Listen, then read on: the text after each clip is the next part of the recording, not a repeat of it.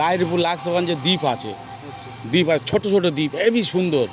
R by of Bengal ওদিকে নদী পড়ে যাচ্ছে, রায়মঙ্গল নদী, তা ওদিকে বাংলাদেশ, এদিকে আমাদের পশ্চিমবঙ্গ। গোসাবা থেকে কতটা? হ্যাঁ, গোসাবা থেকে কতটা? গোসাবা থেকে 10 কিলোমিটার হবে। তোরা অটো? অটো, হ্যাঁ, অটো বা টোটো বা ইঞ্জিন ভ্যান, একটুখানি 10 কিলোমিটার। ওই নদীটা পেরিয়ে গেলে লাহিড়িপুর, সাতজেলিয়া, লাক্সবাগান, এগুলো খুব ভালো জায়গা, খুব সুন্দর পজিশন, দারুণ পজিশন। একা একা গেলে ভালো লাগবে না, গ্রুপ না গেলে ভালো তা আমাদের সাথে চলুন, সপ্তাহে একদিন ছুটি করুন, এত মজা, এত মজা, এত সুন্দর।